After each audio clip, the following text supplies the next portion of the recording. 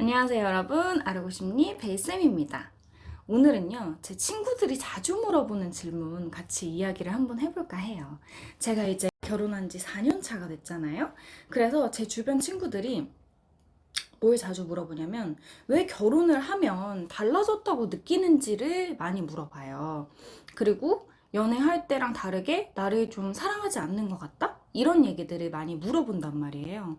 왜 결혼을 하면 이런 생각과 느낌을 많이 받게 되는 걸까? 이야기를 한번 해볼까 합니다. 총 두 가지 큰 포인트가 있는데요. 하나는 바로 퀄리티 타임이 없다는 점입니다.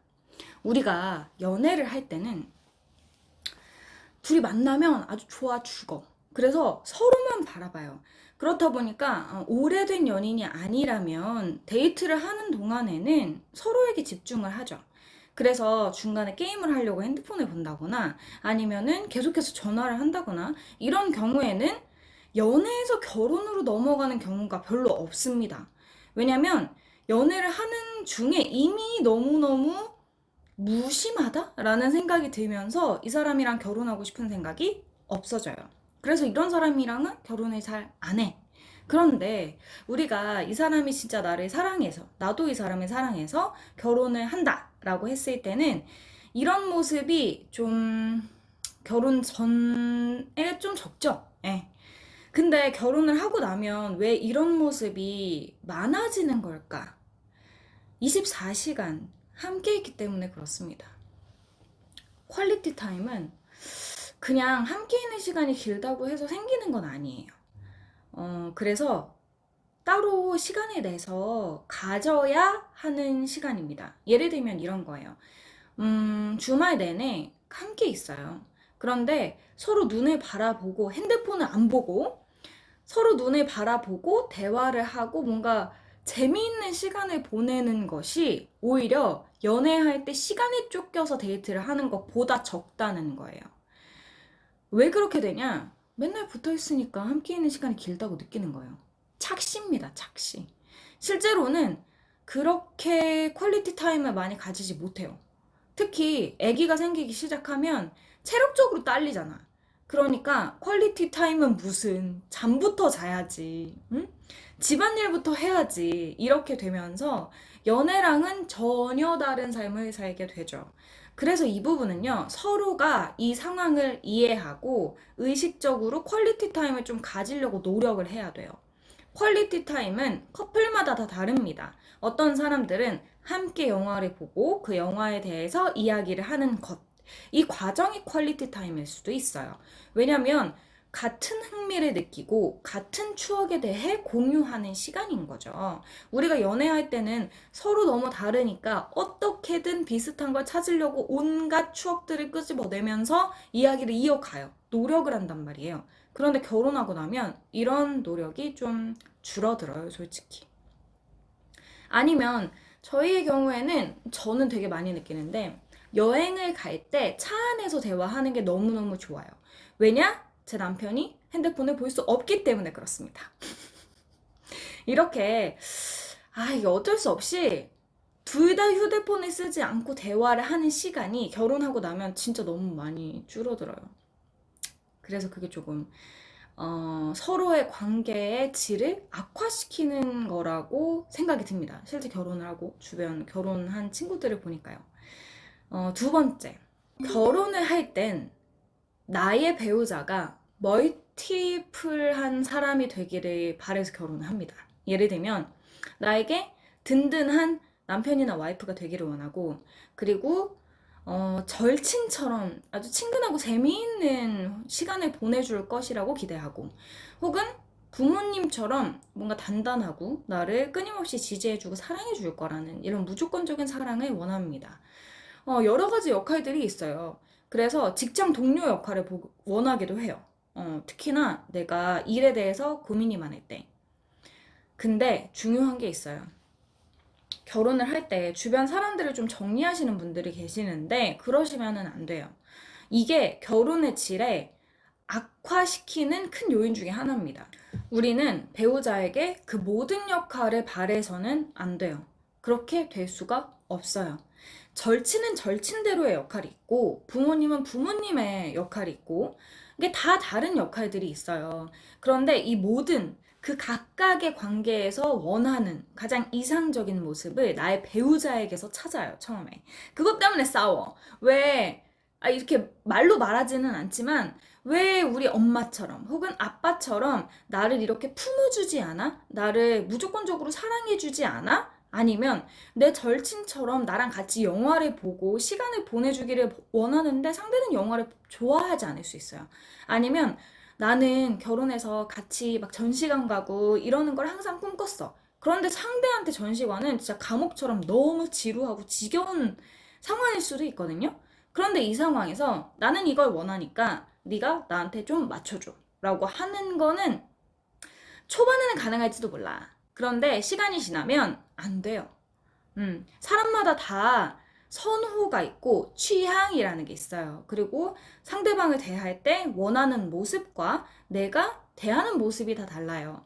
그러니까 절친에게 필요한 혹은 절친으로서 원하는 모습은 절친한테 찾으세요. 남편이나 와이프한테 찾으면 안 돼. 무조건 내가 야구 좋아한다 그래서 야구를 꼭 남편과 혹은 와이프와 봐야 되는 건 아니야. 그러니까 그냥 다양한 사람들로부터 다양한 니즈를 충족시키는 것이 결혼 생활의 만족도도 높이고 나의 삶도 훨씬 더 좀 풍성하게 만들 수 있는 방법이에요. 실제로 심리학에서는 많은 사람들로부터 서로 다른 모습을 취하는 그 경향이 강한 사람들이 삶이 훨씬 더 풍성하고 행복하거든요. 그러니까 결혼을 할 때는 그냥 그 사람은 그 사람의 역할을 수행하는 거예요. 내가 원하는 어떤 다른 모든 역할을 수행해주지는 못한다. 그거를 꼭 염두해 둬야 돼요. 이거를 알고 있는 거하고 모르는 거하고는 굉장히 차이가 큽니다. 왜냐? 모르고 있으면 계속해서 나도 모르게 그 모습을 상대에게 바라고 있거든요. 그러니까 내가 눈치 보이니까 엄마처럼 내가 퇴근하고 오면 옷을 아무 데나 벗어도 이거를 아무 말 없이 혹은 잔소리 조금만 하고 치워주고 그리고 집에 왔을 때 집이 좀 깨끗했으면 좋겠고 이런 모습들이 있잖아요. 근데 그건 엄마한테 가서 찾으라고. 상대방이 자연스럽게 내가 원하는 걸 알아서 딱딱 맞춰줄 거라는 기대는 하면 안 된다. 그래서 좀 기대를 좀 낮출 필요가 있어요. 그리고 결혼을 했을 때 상대방이 집안에서 서로에게 어떤 포지션을 해줄지는 결혼하고 나서 몇 년이 지나야 어느 정도 이게 설계가 되는 거예요. 그래서 왜 내가 기대한 바처럼 우리의 관계가 지속되지 않지라고 생각하는 것은 조금 욕심이다 라고 이야기를 해드리고 싶습니다. 그냥 처음부터 다시 설정해 가야 한다고 생각하면 돼요. 음. 근데 기대가 높으면 역시 실망도 많아지는 편입니다. 음. 자, 마지막. 요 두 개가 사실은 가장 큰 이유인 것 같은데, 세 번째는, 스킨십도 있어요. 실제로 뭐 섹스리스나 아니면 서로 그 애정 표현이 현저하게 줄어드는 것으로 인해서 갈등을 많이 경험해요. 그런 거 있잖아. 가족끼리는 이런 거 하는 거 아니야. 이렇게 얘기하는 것처럼 뭔가 연인, 사랑의 대상이라기보다는 가족이 되어 가는 듯한 느낌? 이런 것 때문에 서로에게 텐션이 줄어든 거죠. 그런데 이거는 어느 정도는 자연스러운 과정이라고 봅니다. 그런데 그 수준이 너무 격하게 떨어지게 되면 이게 단순히 스킨십의 문제는 아닐 수 있어요. 그거보다는 마음속에 다른 이유가 있어서 스킨십이 싫어지는 결과를 불러일으키는 거죠. 예를 들면 내가 저 사람한테 뭐가 되게 화가 났어. 되게 실망했어. 그런데 이 사람과 스킨십을 할 수 있냐? 없어요. 그래서 진짜 갑자기 스킨십을 거부한다거나 정확하게 거부하지는 않지만 조금 피한다? 라는 느낌이 있으면 퀄리티 타임에 다시 돌아볼 필요가 있습니다. 우리가 퀄리티 타임에 가진 적이 언제였더라를 한번 떠올려 보고요. 우리가 잠깐 대화 좀 해 라고 명시적으로 얘기를 해서 대화를 하는 게 아니라 자연스럽고 그냥 편안하게 대화를 했던 적이 언제더라? 라는 것을 조금 상기시켜 볼 필요가 있습니다. 아마 굉장히 오래됐을 거예요. 근데 이런 부분들은요, 결혼을 했을 때는 무조건 맞이하는 어떤 상황인데, 오랫동안 연애하신 분들도 이런 고민들이 있어요. 그래서, 아, 이 사람이랑 결혼을 해도 될까라는 고민 할 수 있거든요. 근데 어차피 결혼을 해도 이 문제는 넘어가야 한다라는 것을 꼭 이야기해드리고 싶었어요. 단순히 오래 연애를 했기 때문에 서로에 대한 마음이 식었다기보다는 좀 조정을 할 필요가 있는 거죠. 그런데 내가 퀄리티 타임이 너무 적어. 나는 적어도 일주일에 두세 번은 이 퀄리티 타임이 있어야 돼. 서로에게만 집중하는 시간. 그런데 그게 없어. 그러면 이 부분을 좀 빨리 캐치하셔서 상대방에게 요구하시는 게 좋습니다. 그리고 상대방도 상대방을 배려하는 차원에서 그 정도 시간을 함께 드리는 게 중요해요. 근데 이게요, 퀄리티 타임에 대한 옵티멀한, 그러니까 자기가 원하는 수준은 사람마다 다 달라요. 그리고 상황마다도 달라요. 내가 너무 피곤하면 퀄리티 타임이고 뭐고 좀 자고 싶거든요. 그러니까 체력이 절대적으로 떨어지면 퀄리티 타임 쳐다볼 기력도 없어요. 근데 한쪽은 지쳐있고 한쪽은 전혀 지치지 않았으면 이 퀄리티 타임에 대한 니즈가 차이가 크겠죠. 이 부분에 있어서는 서로 대화를 통해서 조금 배려를 하는 것이 필요합니다. 상대방이 요즘 피곤하니까 내가 조금은 참아주자 라고 말이죠. 근데 계속 참으시면 안 돼요. 왜냐면 피곤한 그 시즌이 지나가게 되면은 반드시 나의 니즈도 충족시켜 달라고 대화를 하셔야 됩니다. 그런데 상대방이 난 너무 힘들어서 네 니즈 못 맞춰주겠어 하면 그때부터는 진짜 큰 문제가 되는 거예요.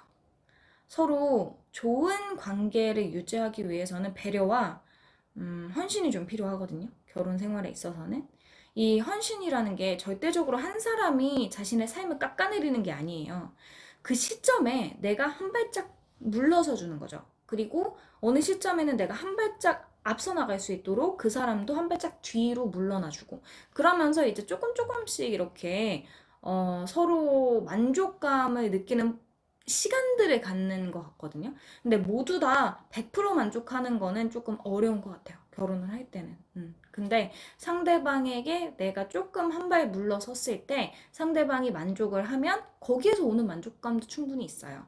그래서 조금 길게 보고 이 관계를 어느 순간에는 조금 배려를 하고 어느 순간에는 배려를 이제 요청하고 나의 마음을 솔직하게 얘기하는 시간을 갖는 게 중요한 것 같습니다. 네. 물론 아기를 낳아서 키우면서 느끼는 감정은 또 다른 부분이에요. 제가 지금 이야기해드린 부분은 아기가 없을 때 혹은 아기가 이미 자기의 삶을 할 때 유치원에 간다거나 초등학교를 가서 부부의 관계에 대해 고민이 생기실 때 그때 참고하시기 좋은 내용이라고 보시면 됩니다. 관계가 오래될수록 퀄리티 타임에 대한 부분은 잊어버리게 돼요. 하지만 그렇다 그래서 그걸로 인한 불만족이 사라지는 건 아닙니다. 그래서 자신의 관계를 더 행복하게 만들기 위해서는 꼭 퀄리티 타임을 가지시라라고 이야기를 드리고 싶습니다. 오늘 영상은 여기까지. 다음 영상에